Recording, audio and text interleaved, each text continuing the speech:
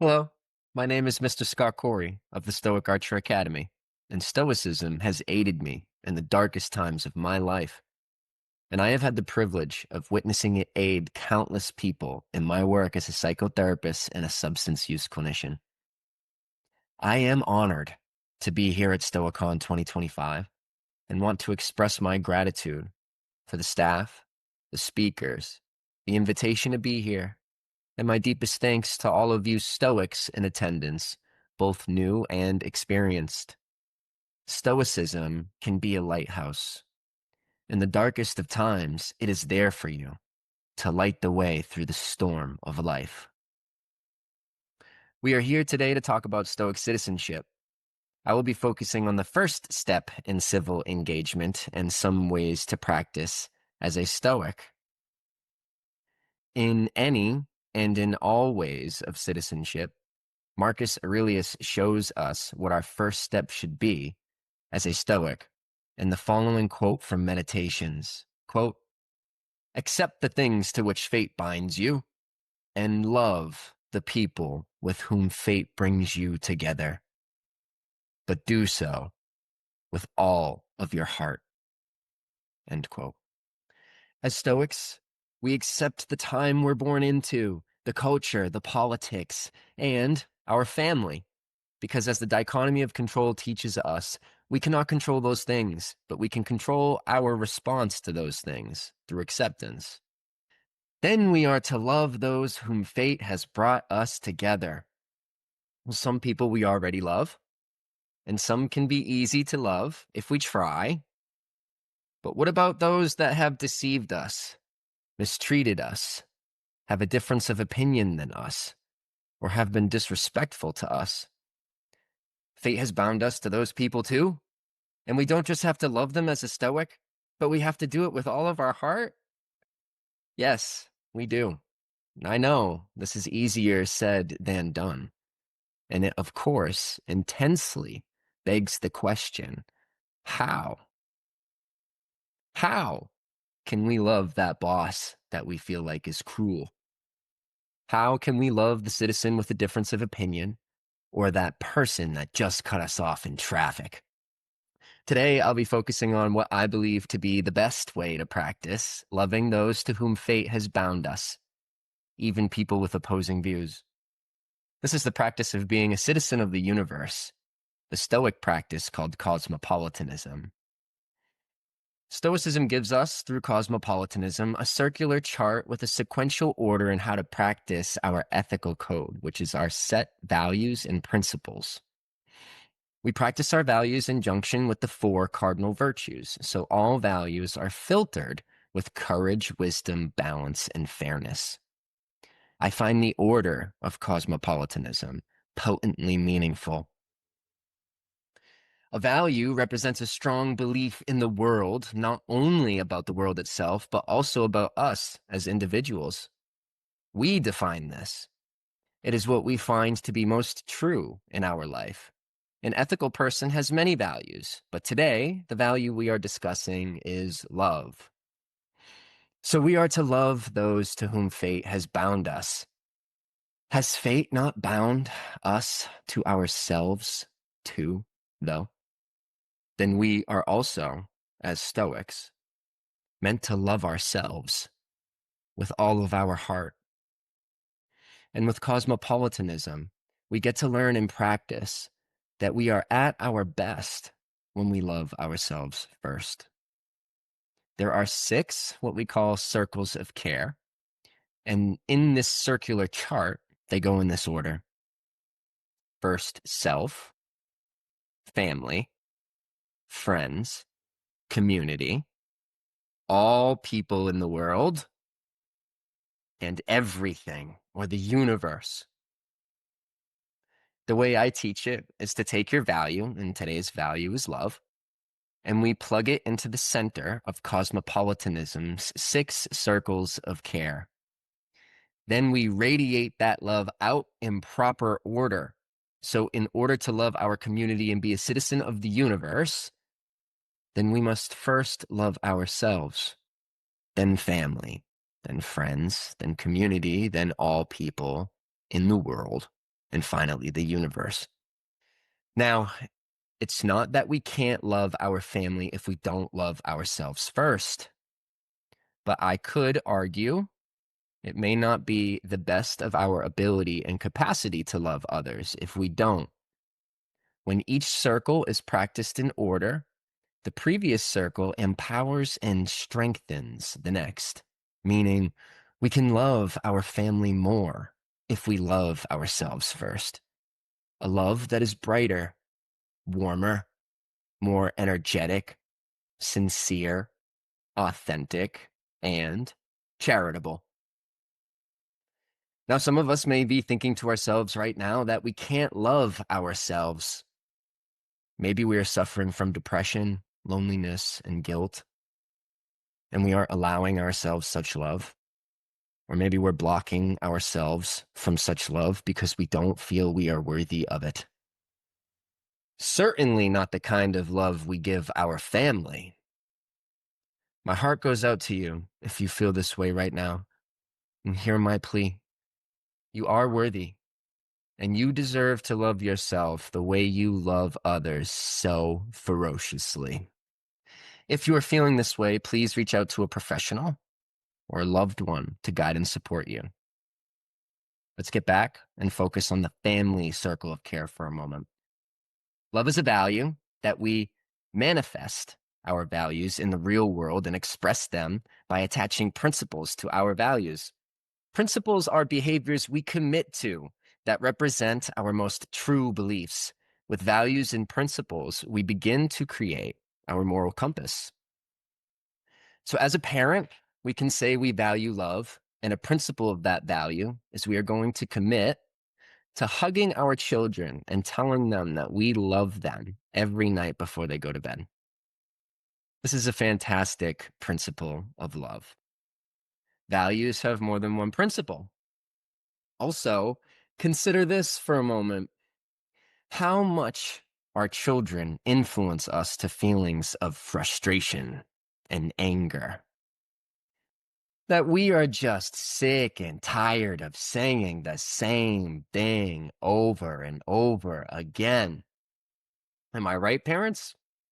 How is it then that we can love our children so much despite their consistent misgivings and wrongdoings to us?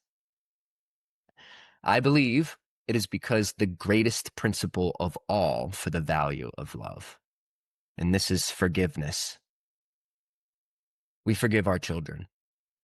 This is why we can love them so, day in and day out. So how can we possibly love ourselves first? We must first show ourselves forgiveness. The very same forgiveness we give to our family and friends, we need to truly give that to ourselves first. Then we will be free, empowered and strengthened to love all people that fate has bound us to as citizens with all of our heart.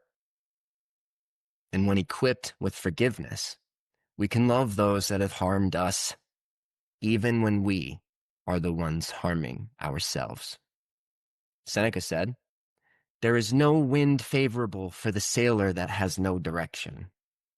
As you navigate being a Stoic citizen, your moral compass will make the winds favorable when your direction is led by love. I thank you for sharing your time with me, and I love you with all of my heart.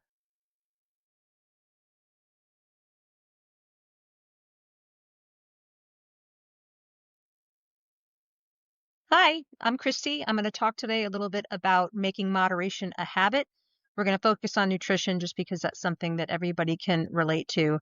It's kind of something we have to think about every day, and a lot of people struggle with moderation in their diet.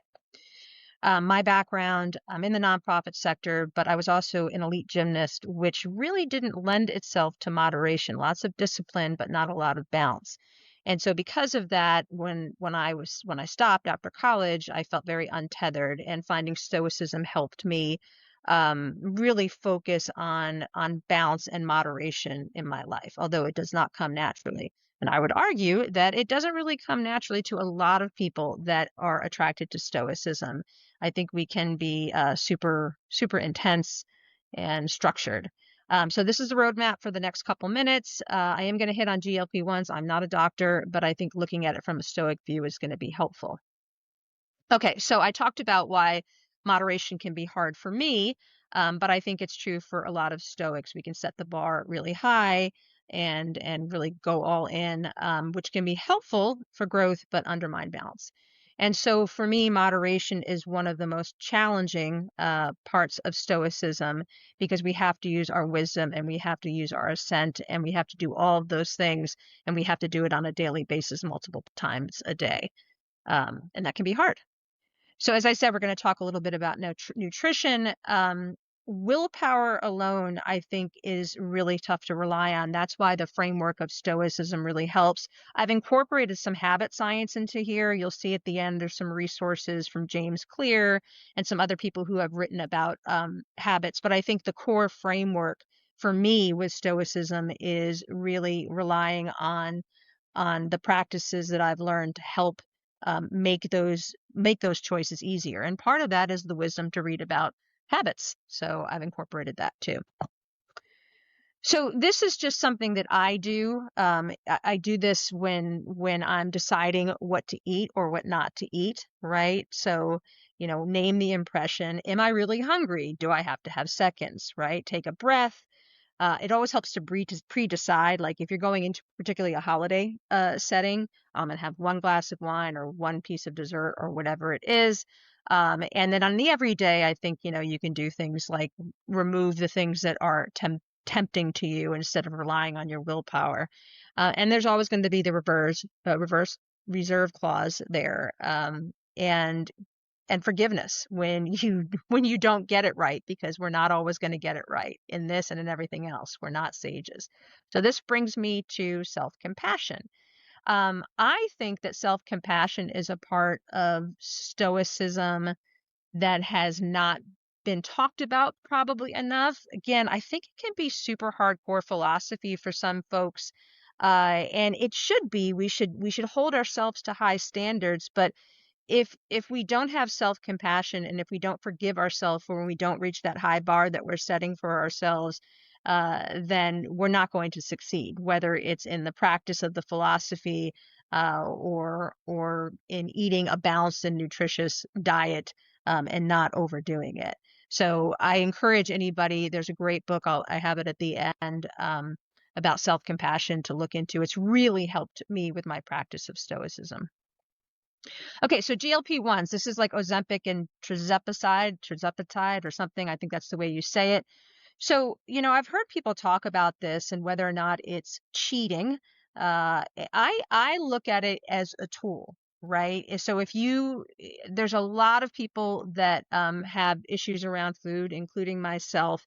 But there's also a lot of processed food. There's literally addicting. So you can look at it as a tool if you do it smart. And I feel like you can be a Stoic and practice Stoic and take GLP-1s as long as you're making those choices through a Stoic lens and being smart about it. So here are some additional resources that I use for this podcast. I'm really into kind of building habits and breaking habits and using Stoicism and combining those two things. Note, like I said, I'm not a doctor, so don't listen to me when it comes to specific nutrition advice. I'm just talking about, using Stoicism or leveraging and leaning on Stoicism to help us with this part of our lives. So just to close, I think that moderation is a daily act of wisdom. So we know that all the virtues play with each other and are integrate with each other. And do it slow and do it smart and forgive yourself when you don't get it right. Okay, thanks. Bye.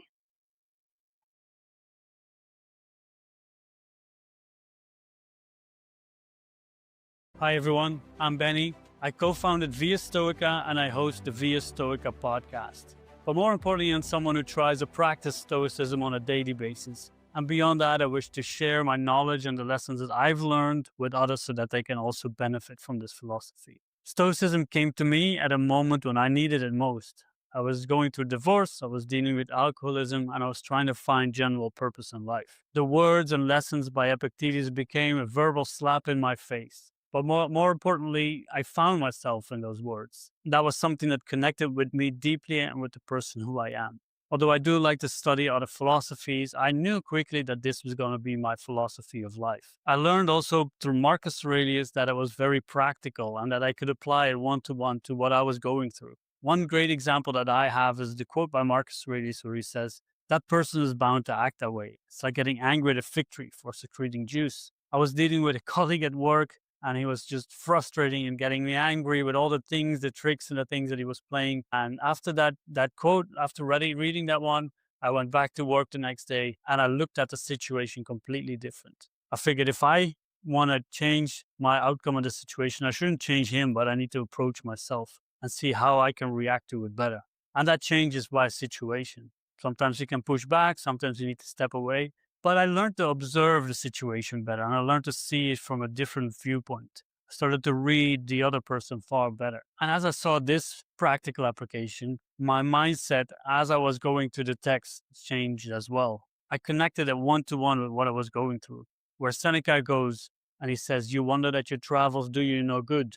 For people who follow me, who see me, I'm an avid traveler. But when I read that, it's like, why do I travel? Is it to escape? Is to get away from the problems that I still haven't solved myself? And as I was going through those steps, even traveling became far more impactful for myself. But going through the divorce, when something like that happens, your future crumbles. You think about yourself, oh, look at poor me. Why did this happen to me? The Stoics, they reminded me that this can happen to everyone, and it does. Marcus Aurelius mentions it. Divorce, all of these things, they've happened thousands of years ago and they will happen again. So I started taking responsibility and agency on my own actions. If I wanted to keep living the good life, if I wanted to build my own future, then I had to do it. And I shouldn't rely on others. As Marcus Aurelius tells himself to stand straight and not straightened. I did find great support with those around me. And the connections that I've made during that step, as I was trying to connect with myself, are now a great support network for me to help me go through difficult times. And vice versa, I can help them as well. With alcoholism, those habits of going into those substances that make you forget about what's happening around you. The Stoics show me that there are other habits to do, but first you got to take it out of your life. First you got to quit it and make the necessary steps to move forward. But my habits soon became more walking, exercising, reading more, talking to other people, making connections at other levels. And that really helped me to quit alcohol for about 5 years now, and my life has drastically improved for the positive. It has also given me more purpose in life. As I was trying to study and apply this philosophy, I saw that it could benefit others the way it benefited me. People started approaching me and started to see me different as well, since I was living a more peaceful life. I guess it showed and saw me as an example. And now I try to share those lessons to hope that other people will find the peace and calm and reduce their anxiety as well. Thank you for your time and for listening to me. Remember, Stoicism isn't this magical wand that just simply erases all of your problems. It's a daily exercise that we have to apply when we wake up till we go back to bed, filled with gratitude and compassion and kindness to those around us and for ourselves. So thank you again and enjoy the rest of Stoicon.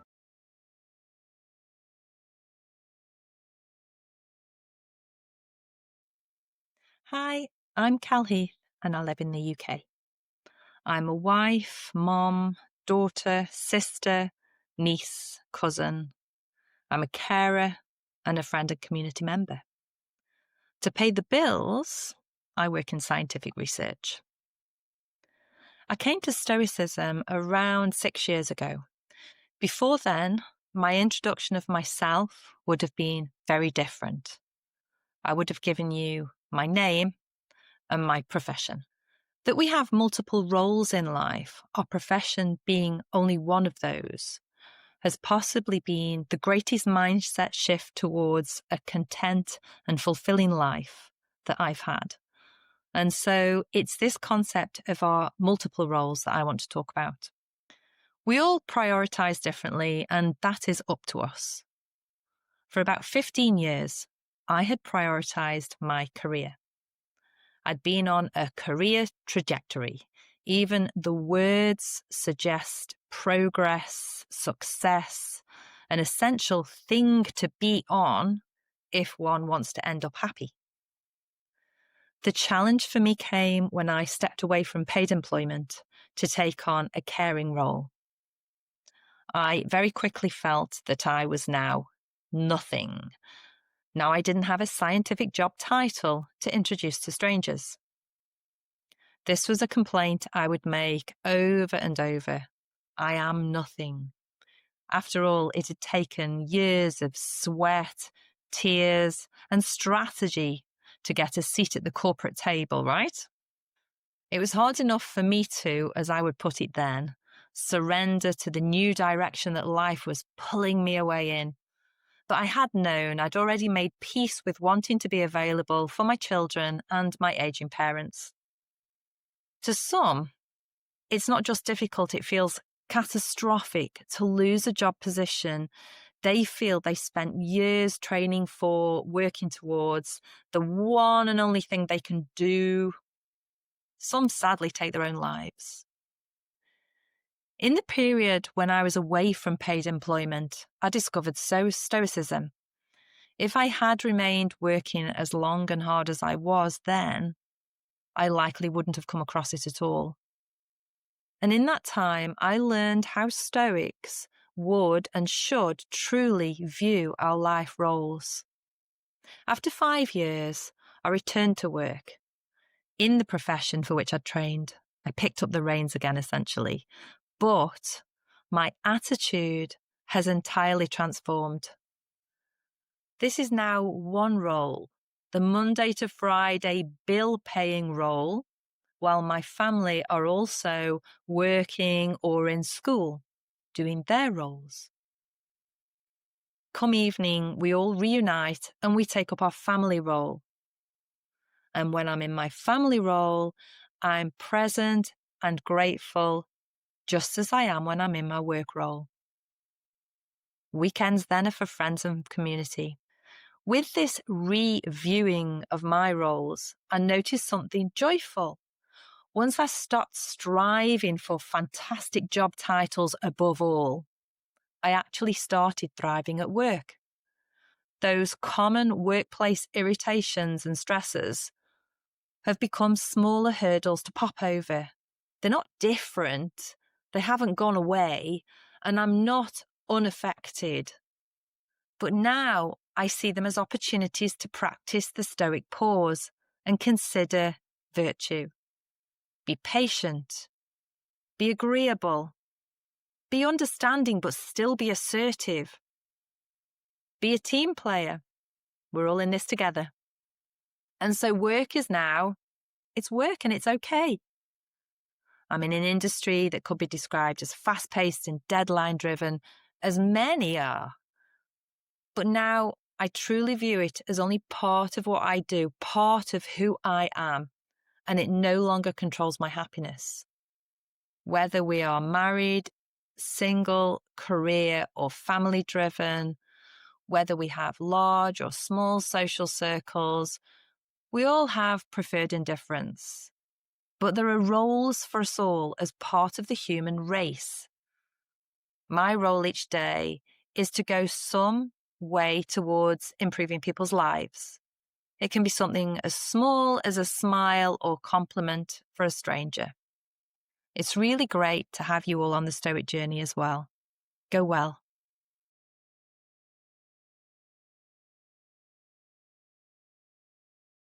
Hello, my name is Jamie Ryder. I am a writer, a copywriter, and the founder of a company called Stoic Athenium from the UK, which helps mental health brands share their wider philosophies to help them gain more leads, sales, and opportunities. What I'd like to talk about is caregiving and how it lends itself very nicely to Stoicism and vice versa, and also looking at it from my perspective as a caregiver and a first-time dad.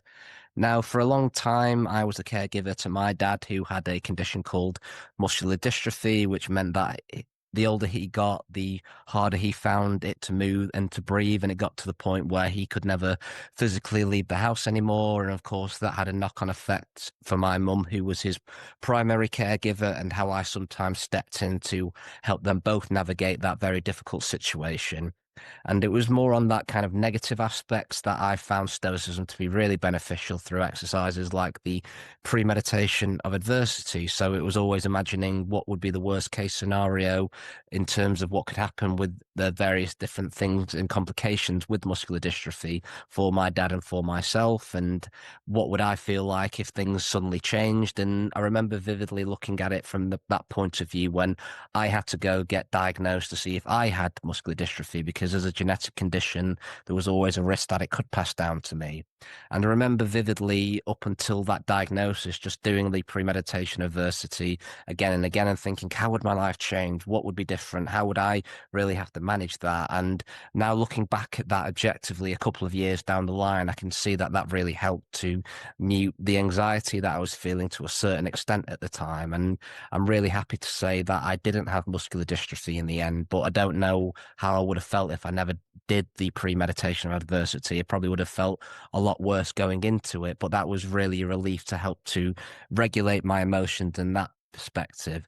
Now, fast forward a couple of years, unfortunately, my dad passed away from muscular dystrophy. And of all things, it happened on the day that he was meant to meet my daughter, Freya, for the first time, because, of course, the universe works in mysterious ways. And I then had to take all of those Stoic practices and really use them to navigate the grief that I'm still dealing with 9-10 months down the line. And the premeditation of adversity has certainly come in handy again, but it's also looking at other exercises like the view from above. Everybody goes through grief to a certain point of view.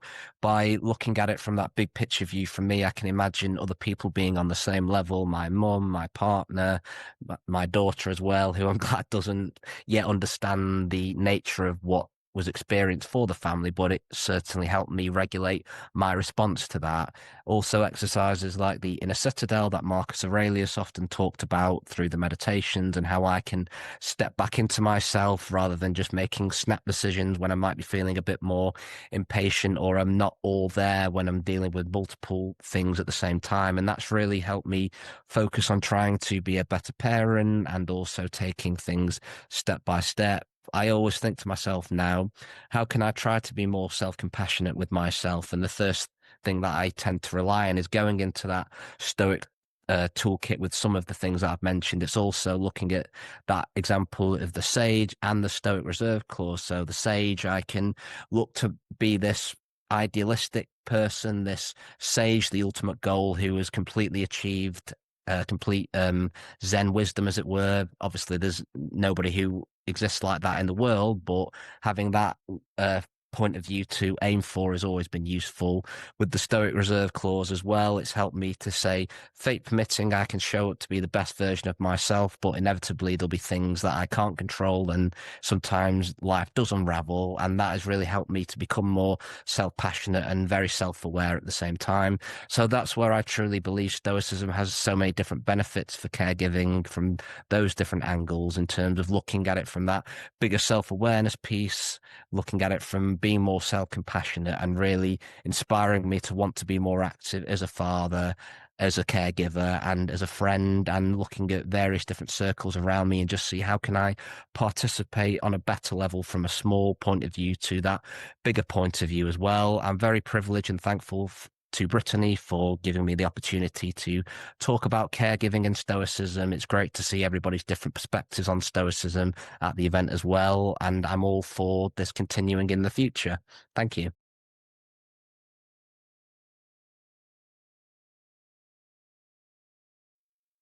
Hello to all my fellow students of philosophy, particularly those interested in Stoic philosophy. My name is Dominic Byrne. I feel really honoured to be talking about something so dear to me, something I hadn't even heard of 4 years ago. The following are excerpts from my book, which will be released on December 16. When I was 39 and my children were 5 and 3, my wife Louise was diagnosed with breast cancer. 18 months after her diagnosis, Louise will be dead. Louise died in my arms in a hospital bed in Germany, her tiny body riddled with tumours. I would return home from Frankfurt to Sydney with our beautiful babies and an empty seat beside us on the plane. My life would take on a different direction from this point, and my priorities would shift. The condensed part of this story is that I was handling everything really well until I wasn't. About 3 years in, I got into the deepest of emotional ruts. During this period of absolute despair, I was gifted 2 books by my sister and dad respectively. The book my dad gave me was Reasons Not to Worry by Bridget Delaney. It is fitting that she is in the lineup for this event. This book was a significant factor in my emotional recovery, inspiring me to read dozens more books and embark on a healing journey. It was also the inception of my Stoic journey, which I credit to elevating my base level of happiness. I've observed that people are initially drawn to Stoicism because of its psychological benefits. At the beginning of their Stoic journey, most are eager to know what it could do for them. This was me to a T, as I was attracted to managing my emotions, being disciplined, more balanced, and even courageous. This is likely what you want too. This self-centered version of Stoicism is terrific. It will help you, and it helped me. One of the most potent aspects of Stoicism, an aspect that took me years to discover, is its emphasis on our social responsibilities. This is where I learned Stoicism wasn't so self-centered. It was more about emphasis on our commitment to others, the necessity of working for the common welfare of mankind, and the moral imperative to improve the world. By understanding and embracing this aspect of Stoic thought, you can find greater meaning and fulfillment in life for yourself and society at large.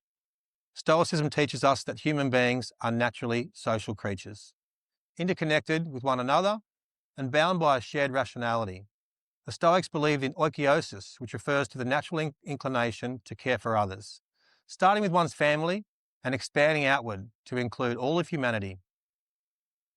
This cosmopolitan view of including everyone is articulated by the Stoic thinker Heracles.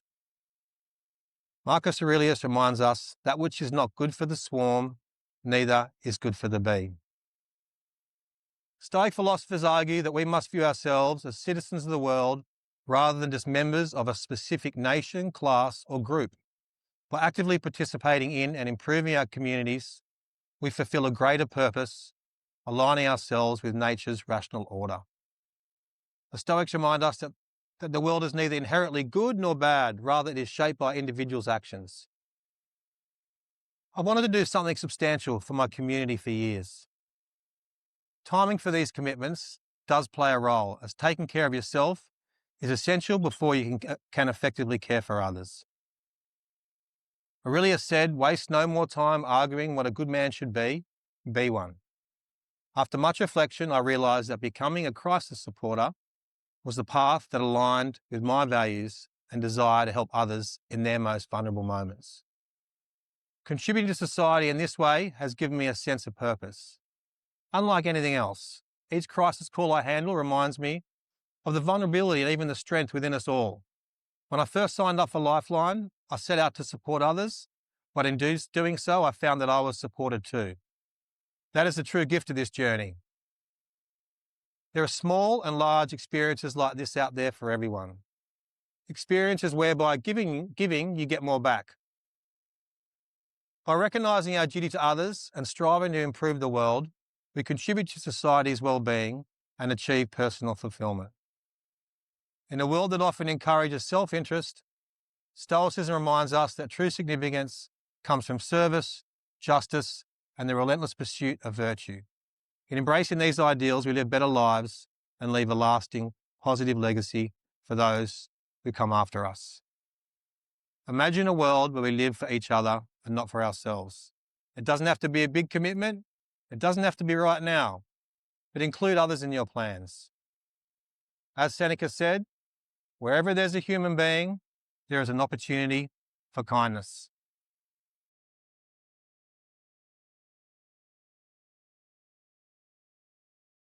Hi, everyone. My name is Rebecca Simmons. Thank you so much for having me for this year's Stoicon Lightning Talks. I am an amateur MMA athlete, and I'm also a graduate from the University of North Texas, where I studied history, Latin, and classics. I still actively write about my journey in Stoicism, especially pertaining to my sport, from the perspective of a woman in the sport specifically, in order to help others learn how to build resilience and discipline in their own lives, whether that be on the mat or off. Stoicism came to me at a very tumultuous time in my life, but what a chaotic yet harmonious moment it was for it to find me. I was working full time, studying full time, and training all full time. My days started before the sun came up and they didn't end until way into the night. I came home bruised, exhausted, mentally drained, and often I started questioning whether all of this work was even worth it. And there were moments that I even struggled to wake up from constant exhaustion. And I remember thinking through the words of Marcus Aurelius, where he said, "At dawn, if you have trouble getting out of bed, tell yourself, I have to go to work. As a human being, what do I have to complain of if I'm doing the very things I was brought into this world to do? Or is this what I was created for, to huddle under the blankets and stay warm?" I discovered Stoicism not through the philosophy itself, but through the language that carried it. Reading the words of Marcus Aurelius, Seneca, Epictetus from their original form, something clicked. And they weren't this ancient abstract teaching. They were alive. They were words that felt written for people exactly like me, people struggling to endure, to rise above chaos, and to master themselves when life felt unrelenting. There was one point when I was close to giving up. I was training for a kickboxing match, and I had scheduled this a month before my graduation. I was in my finals. My body was tired. My grades had started to slip. I was working long shifts at work, and everything felt like a battle. I was fighting the world. I was fighting myself. And that's when I came across another line from Marcus that said, "Look well into thyself. There is a source of strength which will always spring up if thou wilt always look." That idea that I had a reserve at all times became a lifeline for me. I started to view pain, exhaustion, and struggle not as punishment, but training grounds for my mind, realizing that it was ever expanding and I was training for the next hard thing in life. Life was truly more like wrestling than dancing. I had to stay grounded for the next unexpected event. When I walked into the gym with bruised shins and sore shoulders, I told myself, "You're not being tested, you're being trained. Trained for the next hard thing." When I had to stay up late after coming home from a shift and I had to study, I reminded myself that the Stoic dichotomy of control, that certain things were in my control and certain things were not. I couldn't control the weight of my day, but I could control my effort and my attitude. Stoicism taught me that the discipline is freedom, and it gave me the clarity to decide what was within my control and what was not. My control was my will, my actions, and reactions. And outside of my control was whether I win or what people thought of me or if everybody saw how much work I was putting in. The most important virtue that I learned through Stoicism was the virtue of courage. And as a woman of MMA, it's not only about walking up onto the mat or into the cage, it's about working in a male-dominated sport where you could often get dismissed and it can be very discouraging. I had to keep showing up every day. And so that is why I do what I do. There's a quote from Epictetus that I also carry with me that says, "No great thing is created suddenly." And it taught me patience. It shaped how I viewed my progress in fighting, in school, and in life. And it taught me patience. It taught me the mastery in any form. Any mastery is slow work. So looking back now on those days, they were the hardest days of my life, but they were also the most transformative. Stoicism didn't make the struggle disappear, but it gave the struggle meaning. It turned what felt like chaos into a kind of order and gave me an opportunity to strengthen my character alongside my actions so that they aligned with my values, to keep moving forward no matter how heavy the day felt. I always had a reserve. Today, I still train, I still study, and I remind myself daily of what my favorite Stoic, Marcus Aurelius, says. He says, "Waste no more time about arguing about what a good person should be. Be one." And that is the heart of Stoicism to me. It's not just thinking, but living it, living through virtue, grace under pressure. And now I get to share that story with you and other women and other athletes because I want them to know that philosophy isn't this lost, ancient, distant teaching. It's something you can live every day, whether that be in the cage or in the classroom or in just the everyday chaos of life. There will always be something else being thrown your way, and we have to stay ready. Thank you.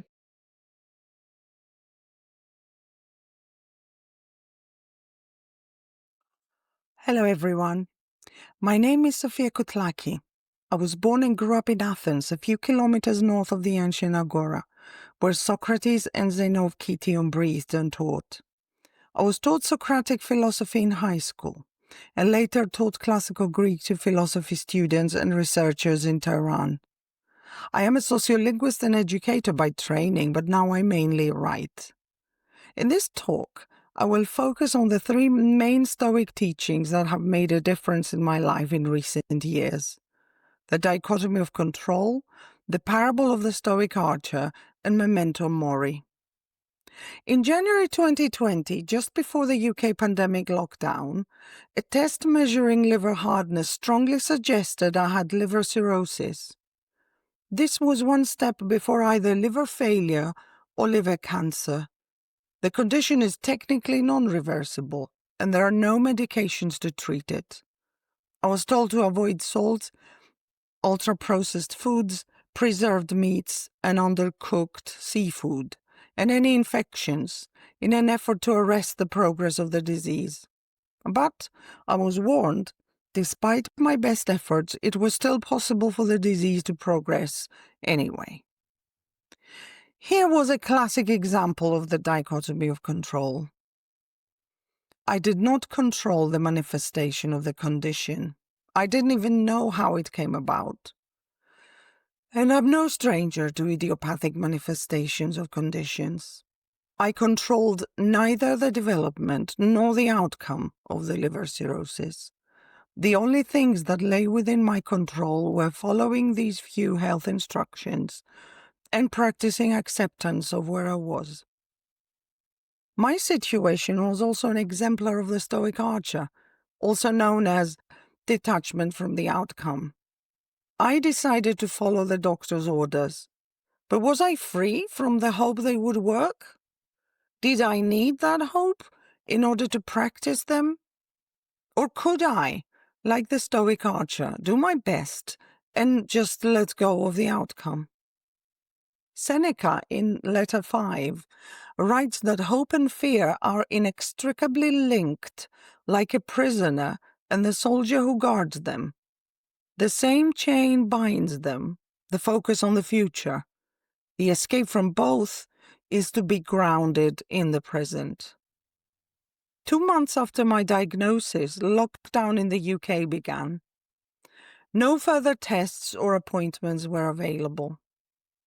I joined an online writers group. This is where I met Catherine Koromilas, the inspiring presence many of us know in the Stoic space.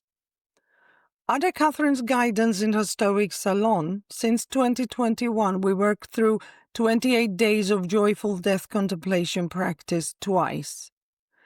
A memorable quote by Marcus Aurelius that has stayed with me ever since is this: "You got on board, you set sail, travelled, docked in port.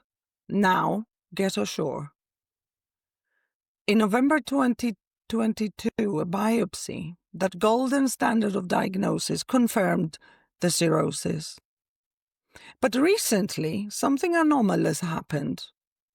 Over the last year, 2 tests show the liver hardness now seems to be well within healthy limits. According to the textbooks, cirrhosis is irreversible. The hepatologist was puzzled. "What did you do?" she asked. But this was a rhetorical question. She didn't really want to know, but I did. It's hard to shake off the social scientist mindset. I had done quite a lot over the years. Underwent therapy, practiced introspection, received the prayers and good energy of family and friends with gratitude. I tried to embrace fate as if I'd chosen it, and I've tried to accept my mortality. By the way, I'm still trying. According to my hepatologist, I'm still a cirrhotic patient. As for me, I am now comfortable with not knowing either way. This is the beginning of wisdom. I carry on every day with bringing the teachings to mind. I remember death often and practice daily gratitude until the time comes to get off the boat. Thank you all for listening. Thanks.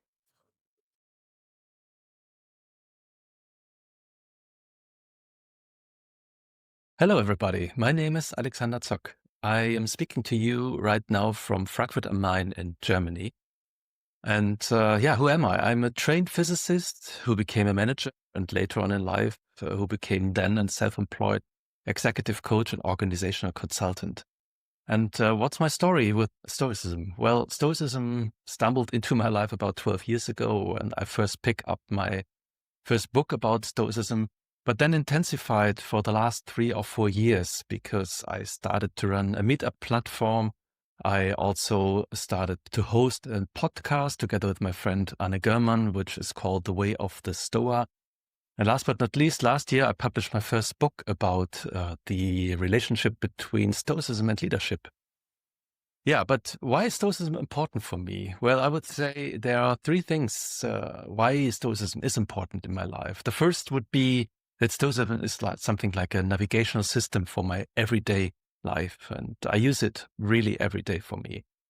The second thing is that Stoicism is something like a mental framework for myself, which I use to understand and reflect the things that are happening to me, with me, or in the world. And last but not least, Stoicism is also a source of inspiration for me that I use when I'm reading texts by Marcus Aurelius, Epictetus, Seneca, and so on. But why do I talk to you today? Well, in the course of my relationship with Stoicism, I also developed for myself certain, let's say, practical exercises. And one of these exercises I would like to share with you. It's a Stoic morning meditation that is built somehow like the golden verses of Pythagoras. And I hope you enjoy it and I hope you like it. And let's hear it. Stoic morning reflection for a Stoic awakening into the day. I am who I am, the result of what I have become. I have a body, a mind, and reason, a gift from the cosmos. I am part of this greater whole, in which all things are connected, made for one another, united through the principle of sympatheia. Nothing in this cosmos remains without effect. Every effect brings change. May I be today the change the cosmos called me into life to be. Today I will act as a mother or father, as a daughter or son, as a partner, a friend, a fellow human, in 1,000 roles.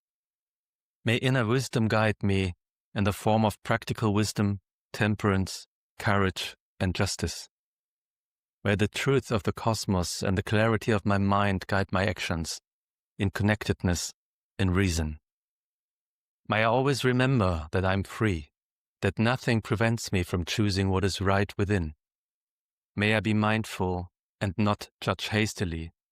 May I examine my thoughts, for thoughts become actions. May I listen to my inner daimon, to its discerning, quiet voice. Will I err? Certainly. Can I improve? Without a doubt. May I have the strength to accept what I cannot change and the courage to act where my contribution is possible, with the understanding that failure too is part of the path. May I meet envy, resentment, selfishness, impatience, and ignorance with generosity and goodwill. We are all still learning, and all of us are led astray again and again by unreason. May I give things their true value, neither inflating nor diminishing them. May I recognize excess and deficiency for what they are and learn to let them go. May I be grateful for this day and live it in harmony with myself, with those around me, and with the cosmos. May the cosmic reason guide me and give my life direction and purpose until homologia enters my life.